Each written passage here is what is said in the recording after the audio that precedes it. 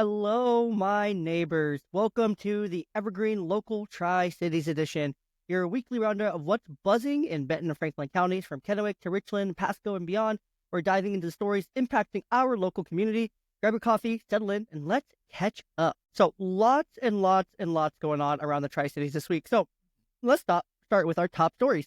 Our first top story is a new housing development was approved in Richland. So why is this needed? Housing demand has outpaced supply, making affordability a challenge. If you live here, if you rent, you know how hard it is, how quickly new places that open up get taken up, swooped up, and it's never ending, it seems. So this was from February 28th. The Richland City Council approved a new housing development project aimed at addressing the growing demand for affordable housing in the area. The project includes plans for single-family homes and apartment complexes with a focus on sustainable building practices. So more housing options mean lower costs and potential job growth. What concerns exist? Of course, infrastructure strain and ensuring affordable units remain accessible. Next in news here is from March 2nd. A suspect in custody after an armed robbery at the Kennewick convenience store. So an individual was arrested following an armed robbery at a Kennewick convenience store. The suspect allegedly brandished a weapon and demanded cash before fleeing the scene. Such incidents heighten concerns around public safety and may lead to local businesses to implement additional security measures, potentially increasing operational costs. The Kennewick police records indicate a recent increase in armed robberies, prompting discussions about enhancing community safety initiatives. Supporting local law enforcement and encouraging community vigilance are key to preventing and responding to criminal activities. Residents should remain aware of their surroundings and report suspicious behavior to authorities. So again, kind of goes back to always see something, say something. Don't be afraid to, speak up, call local law enforcement. Our police are really good here locally and will respond. They always respond. So yeah, definitely reach out. Definitely reach out. Let's see here. What else is going on? Tri-Cities unemployment hits record low. So that's a really cool one. So from March 3rd, the unemployment rate in the Tri-Cities has fallen to a record low, reflecting a robust local economy and job growth across various sectors. Industries such as technology, healthcare, and construction have seen significant gain. Lower unemployment rates contribute to increased consumer spending and overall economic prosperity in the community. However, they may also lead to a tighter labor market, making it more challenging for businesses to find qualified workers. Labor market data confirms the reported decline in unemployment consistent with statewide trends, indicating economic recovery. A thriving job market benefits everyone, underscoring the importance of policies that promote economic job growth and employment opportunities. Supporting local businesses and workforce development programs can sustain this positive trend. Go out and support these businesses. Spend your money wisely. Spend your money on local. It keeps local business and it keeps this job market continuing to trend downward rather than upwards. Is always so important. So this week, a 1.6 million construction project is set to begin on Monday. So that's today. 310 at the intersection of Columbia Center Boulevard and West Quinault Ave in Kennewick. This intersection, one of the city's busiest, handles approximately 34,000 vehicles daily. The project aims to improve traffic flow and safety, with construction expected to continue until November. So it's going to be a long summer going up and down Columbia Center Boulevard. And getting up and down here. Man, that's crazy. So plan accordingly, right? Anticipate the lane disclosure, delays, detours during the construction period. One of the great things about the Tri-Cities is that typically there are alternate routes that you can take, and there always is another way to get to where you're going. Typically. So it's best time now than ever to find some alternate routes, since we're going to be dealing with this for the next 8 months. Businesses in the vicinity may also experience changes in traffic patterns, potentially affecting customer access. So again, if you're local, if you're here, go and support those businesses that will be impacted because they're going to need a little bit more love, especially those local little businesses. This is all coming from city announcements and reputable news outlets. That's where I get my information from. So I like to do a fact check on all of these articles I bring in to talk about. And then, of course, infrastructure improvements, while temporarily disruptive, are essential for accommodating increasing traffic demands and enhancing road safety. Motorists should plan for delays and consider alternate routes during the construction period. And we are very, very lucky here in the Tri-Cities that we get to, now we know there are alternate routes, normally majority of the time. And then on the 5th, there was a driver that fell asleep and crashed here near Kennewick. A driver fell asleep at the wheel of his Toyota Camry while traveling south on Interstate I-82 toward Oregon, resulting in a rollover crash near Finley and Coffin Road exits at around 5 p.m. on Tuesday. That would be Tuesday, 3/4. This incident underscores the dangers of drowsy driving in the Kennewick area, highlighting the need for increased awareness and preventative measures to ensure road safety.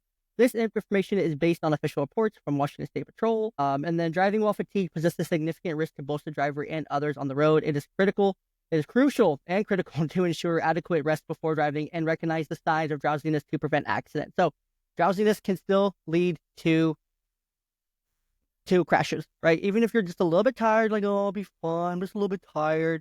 Still, take your time. Make your time to ensure that you end up not getting involved in a rollover accident or anything. Word to the wise here. So let's jump into the controversy of the week. So controversy of the week, Franklin County faces scrutiny over jail deaths. So we've had two, not one, but two jail deaths that are now getting paid out here in our local prison systems, which is two more than it really should be. The first one here is Franklin County has agreed to a $2.5 million settlement with the family of Valenzuela, a developmentally disabled woman who died in county jail in 2022. Valenzuela is 42, was booked into jail on March 12, 2022 on property damage charges. She was supposed to be released the day before her death, but remained in custody due to administrative delays. The settlement highlights concerns around the treatment of the individuals with developmental disabilities within the criminal justice system, and may prompt Franklin County and surrounding communities to reevaluate jail protocols, especially regarding the care of vulnerable populations, potentially leading to policy reforms and improved training for jail staff. The tragic death of Ms. Valenzuela underscores the critical need for appropriate care and timely administrative processes for individuals with developmental disabilities in custody, ensuring the vulnerable populations receive proper attention and care within the criminal justice system is essential to prevent similar incidents in the future. So this is one of them. There's also another one here that I want to touch on, and this is too many. Franklin County was sued for a second jail inmate death. So something's going on with the Franklin County jail, and really needs to be looked into. It really needs to be investigated. And I'm not an investigative journalist. I'm just a guy that brings you the news. I just talk from my living room, and I bring you guys the news of what's going on around the area to keep you guys updated, to keep you guys informed, so that you can take action accordingly. So the family of Thomas D. Franklin, a 57-year-old man who died in Franklin County Jail in 2022. So again, 2022. February 18th, he was booked February 18th, 2022. Miss Valenzuela was booked on March 12th, 2022. So these two things came within a odd time frame of each other, within a month of each other, on warrants from Umatilla County, and underwent a standard medical screening during booking. The lawsuits highlight ongoing concerns about inmate welfare and the adequacy of medical supervision within the Franklin County Jail. It underscores the need for comprehensive reviews of jail protocols, staff training, and yeah, these two being so closely with each other is kind of crazy. And it's not a coincidence that two people died in 2022 around the same time frame, like within a month or two of each other. This is not good. This is not good. This is a really bad look for Franklin County. So Franklin County Jail, I really hope you guys get it together. Video shows that medical checks were skipped for Mr. Franklin here. So again, really, really bad. Got to ensure proper medical supervision, adherence to established protocols in correctional facilities is crucial for safeguarding inmate health and preventing tragedies. Accountability and transparency are essential in addressing systemic issues within the jail system. Again, you can have your opinions on jails all you want, right? And I want you to have your own opinions on jails. They're there, they serve a purpose, right? But when a 26-year-old developmentally disabled woman dies, for whatever reason, I'm not sure the reason she died, and then for this 57-year-old man who died in the same jail within the same time frame, it's concerning. These are still lives, right? These are still human lives, and we shouldn't celebrate them, no matter the crime or anything, right? They're still human lives in these two instances, right? Would my opinion change if there's crimes toward children? More than likely, yes. But that's besides the point. There needs to be accountability all around. Just because someone goes to prison doesn't mean you treat them with this level of disrespect that leads to death. That's just bad. That's bad. I don't love it. It's not my favorite. It's hard to talk about. You never want to talk about death. These are still someone that loves these people. There's a lot of people that love these people, that care about them, that want them to do well, that want them to be rehabilitated in the prison system, not dead. They want them to walk out, not be rolled out. It's just really hard to talk about. It's really hard to digest, especially two happening within such a short time frame of each other. Uh, Here in the Tri-Cities is really, it's really disheartening to see. Really, really disheartening to see. Anyways, let's talk about food. Let's talk about food trucks and them being banned at breweries. Why the heck not? It makes sense that food trucks and breweries go together. Also, I don't know if you guys knew. I didn't know this. I learned this yesterday. So I was at the hub in Kennewick, um, and I was getting some quesadilla tacos, and I saw that they had plans for this new development of a new like hub, like in Pasco. And I had to look at it real close, real close. And I'm like, that's right in front of Giza Stadium. What an absolute perfect, perfect location for the hub 2, for another hub. It's, oh my gosh, that is so perfect. It's their off-road 68. It's down Burden, right in front of Giza Stadium, where the Tri-City Dust Devils play, high A affiliate of the LA Angels. I've done a lot of reporting and covering of the Tri-City Dust Devils over the last 3 years, and wow, just wow, I'm ecstatic. I am so ecstatic for this. I think it's going to be a great location. I think it's going to be amazing. But back to the issue here. So food trucks are banned at breweries. So what's the issue? A court ruling prevents breweries from hosting food trucks. Like, who's affected? Rural breweries and event venues losing revenue? What? What's the issue? What the issue? What? So breweries affected by sprawl? Like, this doesn't make sense. So Eastern Washington legislatures are proposing new legislation to permit food trucks at rural breweries and event venues. This initiative responds to recent Washington State Supreme Court decision that restricted such businesses from hosting food trucks due to concerns about urban sprawl.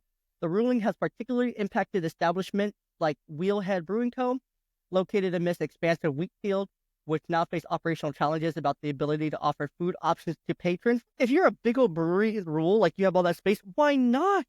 That'd be so fun. That would be great. It'd be great for everyone involved. The food trucks, the brewery, the people. It'd be so fun. The Supreme Court decision has adversely affected rural breweries and event venues, limiting their capacity to provide food services, potentially reducing customer satisfaction and revenue, which again hurts these breweries, the rural ones especially. The proposed legislation aims to mitigate these challenges by allowing food trucks, thereby supporting local businesses and enhancing the rural tourism experience. Balancing urban development regulations with the operational needs of rural businesses is crucial. Allowing food trucks at rural breweries and venues can support local economy and cater to customer expectations without contributing to urban sprawl. So I think this is a really great advocacy. I think this is a good fight to fight because, I mean, it helps the food trucks, helps those small businesses, helps the breweries. I don't see anything bad. I see all good things here.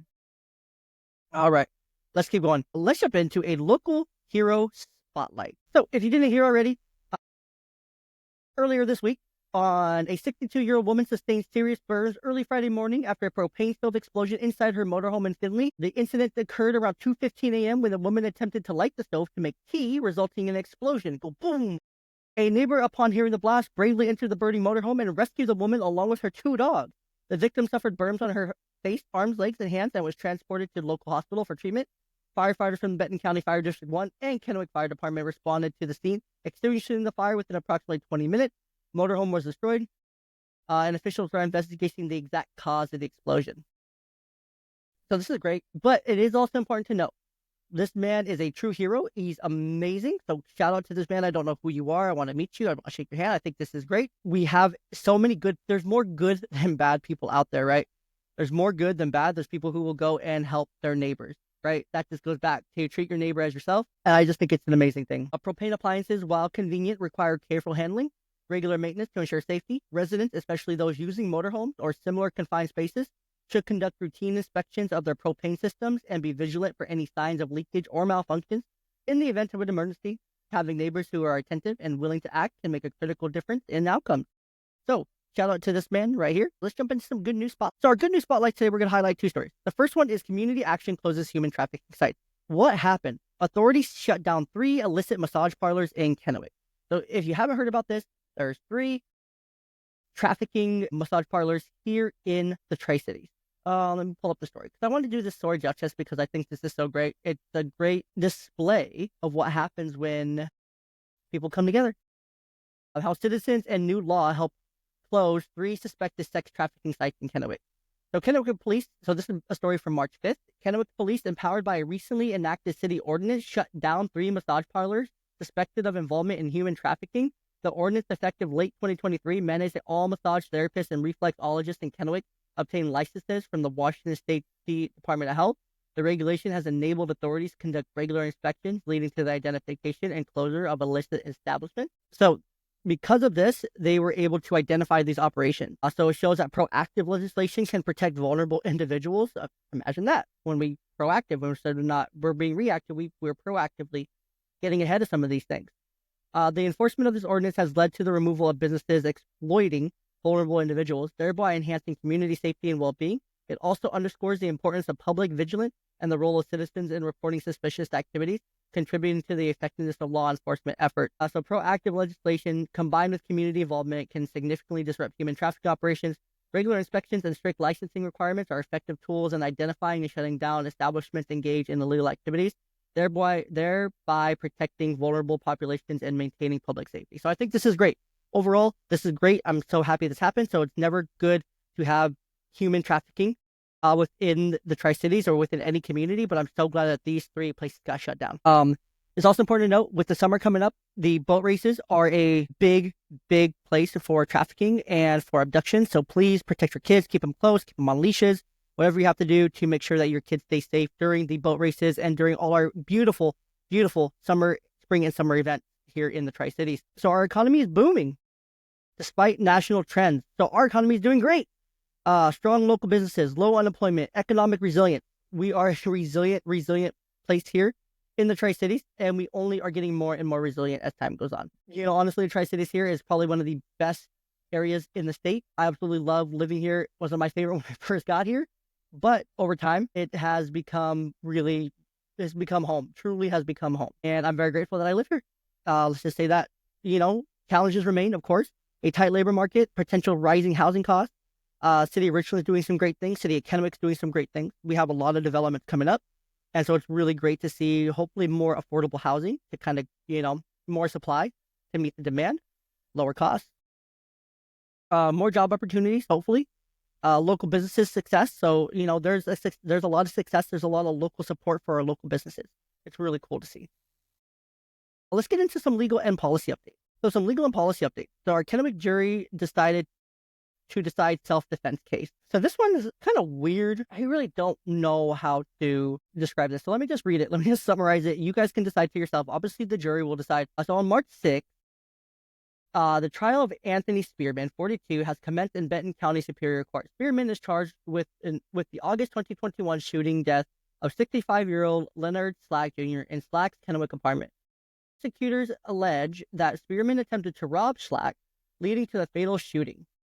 In contrast, the defense portrays Slack as a drug user who may have exhibited violent behavior, suggesting that Spearman attacked in self-defense. So it sounds like there's drugs involved. There's drugs, there's guns. This case has garnered significant attention in the Kennewick community, highlighting issues related to drug use, violence, and self-defense claims. The trial's outcome may influence public perception of safety and justice in the area. So again, if I'm looking at this case and I'm just looking at it right now and doing some very simple, quick research on it, I need no more details, but Spearman shot Slack in Slack's apartment. So why was he there? What was the point? Did Slack attack Spearman? We don't know because we only get one side of this story. You guys know what I mean? We only get one side of the story, so it's really hard to say who's right, who's wrong, who's what, all this. Let's see. Slack's attorney portrayed him as a drug user, willing to use violence to collect on the promise of sexual favor in exchange for drugs he gave Spearman. So I'm just going to go through this article real quick with you guys. The two sides presented their opening statements on Wednesday afternoon this last week. Spearman's trial for second-degree murder. He was shot in the abdomen. Spearman previously pleaded guilty for first-degree manslaughter, but he took back the plea after it was discovered prosecutors made a mistake in the length of potentially face time. Instead, botched robbery. Slack's daughter is expected to testify that her dad lived alone in a second-floor apartment. She will tell you how she had become concerned with him even living there because it was getting difficult for him to make his way without starting to breathe heavily up to the second-floor apartment. While he struggled with drug use at different points in life, he was a loved member of family who still had a job. Spearman had a history of drug use. Before the shooting, Spearman allegedly sent messages through social media that he was looking to get a gun so he could commit a robbery. So his social media footprint, digital footprint will do it. While it's not clear how he got the firearm, he went into Slack's home looking to rob him. 65-year-old man who could not very mobile. Officer arrived. They found Slack's couch tipped over, a table flipped, a revolver under Slack, and a machete nearby. Slack was shot twice with the revolver and told people before he died that Spearman was trying to rob him. A pill that appeared to be fentanyl and white powdery substance were found. Spearman allegedly sent social media messages asking for cash because he screwed up and needed to get out of town, where they found him at a Thunderbird motel in Pasco. Spearman reportedly told police about going to the apartment that night and said things got uncomfortable. He made some vague statements about Mr. Slack coming at him with a machete. He had a gun. He had another gun. He said Mr. Slack tried to hit him with a machete. Spearman told officers that Slack was some kind of sexual predator. He really wanted to tell the police what happened, but he was going to get information to prove what happened first before he turned himself in. In the second statement, he claimed he didn't bring the gun to the apartment, but instead found it there when Slack threatened him. Defense attorney Josh Cuevas said his client was involved in an agreement to trade sexual favors for drugs.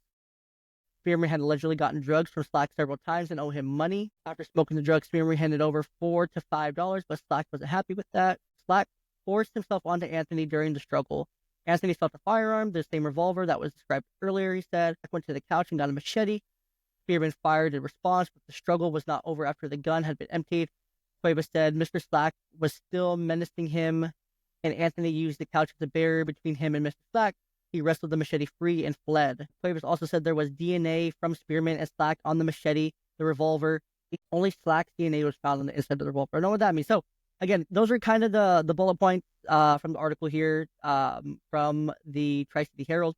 So, again, make of this what you will, but it really holds self-defense in an odd light, a weird light, a different light. So, definitely something to keep in mind here.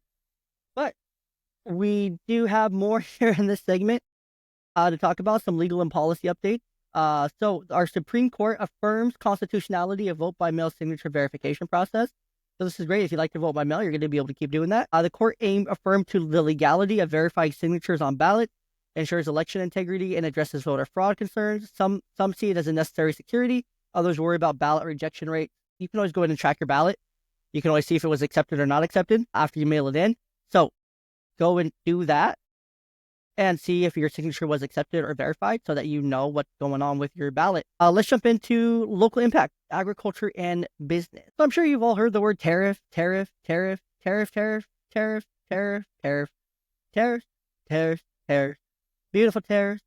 I'm sure you guys have all heard that plenty of times over the last, month and a half, 6 weeks or so. And so let's break down what these mean. So this article is calling it, quote, a nightmare for our farmers. So what's happening? New tariffs could hurt apple, cherry, and dairy exports. How does this affect farmers? Reduced demand and financial strain. What's next? Lawmakers and trade groups pushing for policy change. I'm going to give you a fact check and then I'm going to give you a common sense takeaway. So Eastern Washington's agriculture industry, a significant contributor to the state's $21 billion food production sector, is facing substantial challenges due to new tariffs imposed by U.S. on major trading partners. These tariffs have prompted retaliatory measures from countries like China, Canada, and previously Mexico, targeting key Washington exports such as apples, cherries, and dairy products. The increased costs associated with these tariffs are expected to affect both producers and consumers, leading to higher prices for agricultural equipment, fuel, and groceries. Local impact. Farmers in Eastern Washington are likely to experience reduced demand from their local products and international markets due to retaliatory tariffs, resulting in decreased revenues. This economic strain could lead to higher consumer prices and potential job losses in regional agricultural sectors. So, let me fact check this.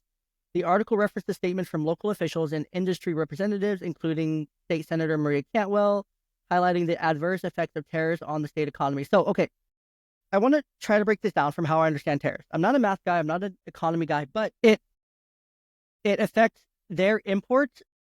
They're still going to pay for the imports, and that price gets passed on to the consumer as we're learning about tariffs as this whole cycle takes place. They're matching tariffs on their imports either way, right? So it's going to affect our imports going to them, our imports coming to us.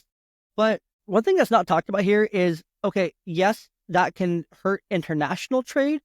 So why not just trade it within the state? Why not just sell that to, somewhere here in the States. You'll make more. You'll get to keep more because you want to pay that tariff. That's kind of the point, is to keep more here in the States, to lower our costs by having products made in the States for Americans in the States, So why not? It makes more sense. So that's our local impact. Local impact is farmers in Eastern Washington are likely to experience reduced demand on these markets, which could lead to higher consumer prices, potential job losses. So it can be sent off to somewhere else. It can be sold off here in the States. Why aren't we talking about that? We're not talking about that part of it.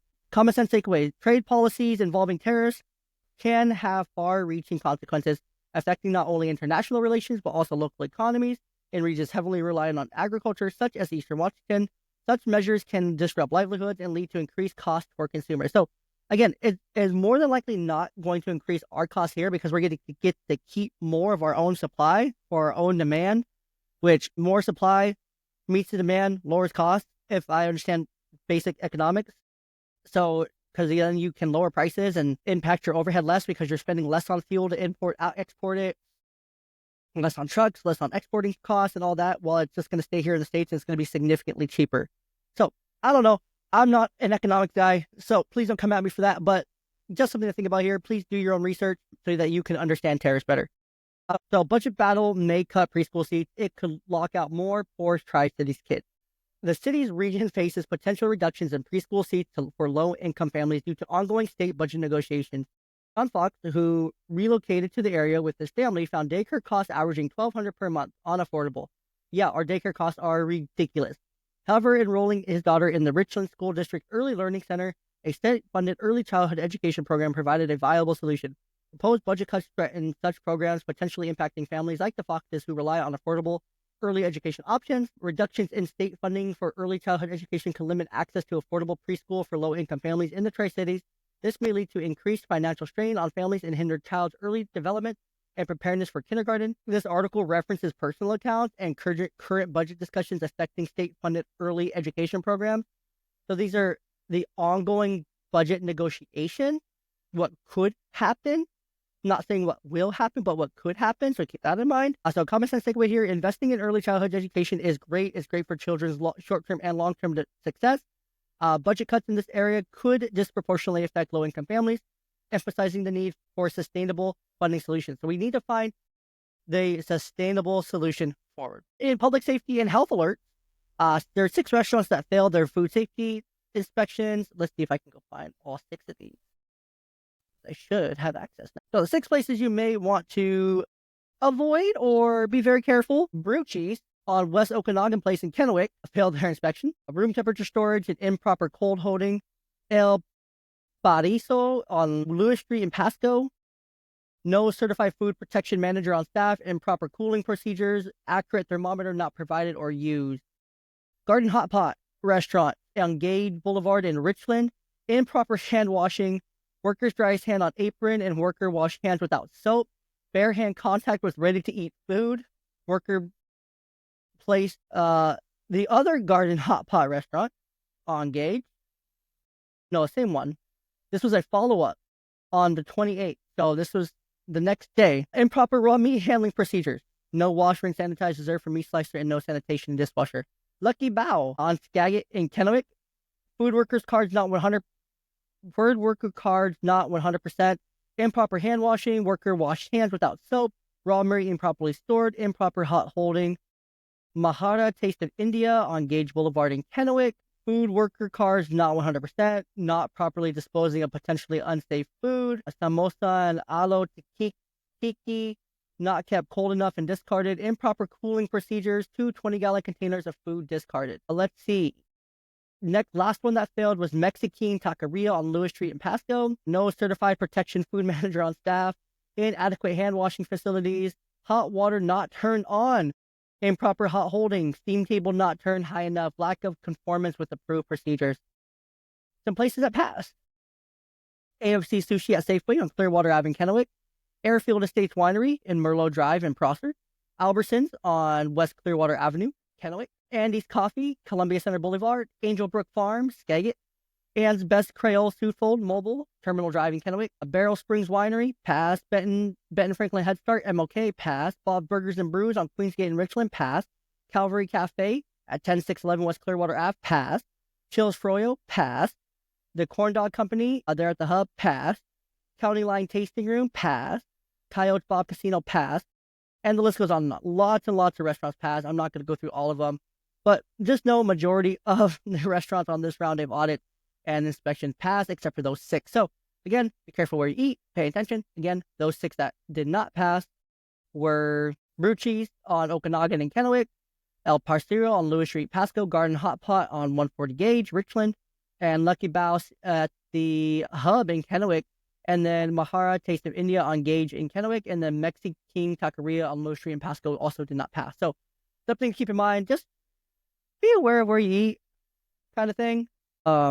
Okay, this one's actually really important. This looks like it's going to be our last story for today. Second to last story, because I wanted to cover a sports story because it's local and I want to cover it. I'm going to cover it, but this is our last news story.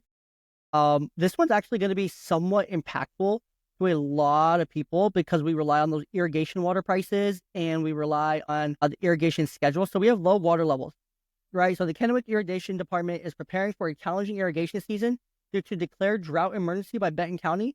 The U.S. Bureau of Reclamation's initial water supply forecasted for the Yakima Basin includes insufficient water to fully meet irrigation demands from April through September.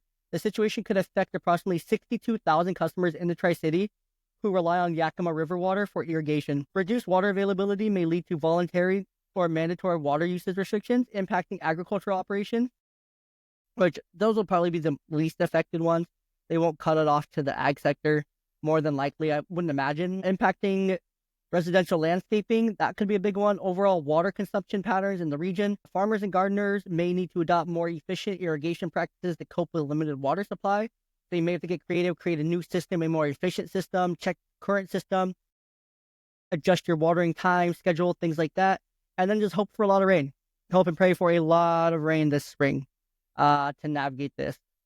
Let's see, drought conditions necessitate proactive water conservation measures. Communities should prepare for potential restrictions and explore sustainable water management practices to mitigate the impact of reduced water supplies on agriculture and daily life. So what you can do is you can make sure that your system that you are in place, if you know you're going to be impacted, make sure all your sprinkler heads are top notch. Make sure you don't have any leaks. Make sure everything is tip top, spick and span shape. Make sure you can be as sustainable as possible to help your neighbors and to help those who also need the same water for whatever they need it for to be sufficient, right? So let's keep that in mind. All right, very last story that I wanted to cover here is some sport. So I don't really have a name for this segment, but I wanted to talk about sports. We have the Tri-City Dust Devils, high A affiliate of the LA Angels, which just bring a lot of joy to the community. Going to games are really fun. Eric the Peanut Guy is amazing. We have the Tri-City Americans are great. But a lot of people I know love to go to Seahawks games. They love to go to Mariners games. And if you're a Seattle sports fan, it's been a week. It has been a week. First, Tyler Lockett released after a wonderful 10-year career with the team. He'll land with a contender. I have no doubt. He'll land somewhere and he'll have a very successful last couple years of his career. Then DK Metcalf requested a trade, which hurt and really kind of overshadowed Tyler Lockett's day in the spotlight, right? He really should have waited. But then the team denied that trade, but they're still looking at options of potentially trading him, but the asking price is really high. And then all of a sudden, Geno Smith traded for a third-round pick, for a 2025 third-round pick from the Las Vegas Raiders, who just hired Pete Carroll as their new head coach. So I'm just shocked. He received 2 Pro Bowl selections in three years, a 10-win team last year with the new head coach. He has just been great. He has just been fantastic as our quarterback, but now he's gone. Reports indicate that we're targeting free agent Sam Darnold coming off a career-best season with the Minnesota Vikings. So we'll really see what happens next. It could be Jake Bobo season and JSN season here in Seattle. So we really will see what happens next. The Raiders have struggled, but this is great for the Raiders, great for Brock Bowers. So we'll really see what's next. And then, of course, the Seattle Mariners. Justin Turner could not have laid it out any better. I'm a big baseball fan, love baseball, but Justin Turner could not have laid it out any better. What were the Mariners doing this offseason? You have a top 1-2 rotation right next to the Dodgers in all of Major League Baseball, and you're wasting it by not investing in your offense. Jorge Polanco, Rowdy Tellez on a minor league deal. Like, no moves. Pete Alonso was there. No-brainer fit, right? Alex Bregman, no-brainer fit. Like, John Stanton is the worst owner on Major League Baseball, and Justin Turner even admitted, like, this isn't a Jerry DiPoto problem. This is a John Stanton problem. This is an ownership problem top to bottom, and our ownership sucks. And so for every Mariners fan that's pissed off, we are right to be pissed off because they are wasting a generational rotation, a once-in-a-lifetime rotation. So go and play MLB The Show and get you an offense and go and have fun with that. So this team is really good. This team has all the potential in the rotation, in the pitching, in the depth, with potential bats coming to reinforce. You go and invest now for a couple years. And then you have guys like Cole Emerson, Cole Young, Lazaro Montez. Who am I missing? Felon Celestine, Michael Arroyo. You have dudes, you have that coming up. They're just not ready yet. So you can't bank on that for 2025 and keep pushing out the window. When you have a Julio, a Cal Raleigh, you have a J.P. Crawford toward the tail end of his career. You have a Randy Arozarena right now, which was a huge move. Like, you have pieces, but you need more. You need actual first baseman. Luke Raley, Tyler Locklear could take a huge step forward. Could be him at first base. He has the bat. He has the potential. Could be really, really good. But you can't bank on these things. You can't bank on, a Dylan Moore at second base, a Jorge Polanco at third base. You can't bank on, Robles to continue being Robles. You can bank on Julio, you can bank on Randy, and you can bank on Cal Raleigh. But that's 3 out of 9 in your lineup that you can absolutely bank on. You got to be able to bank on everyone else. Luke Raley should be good.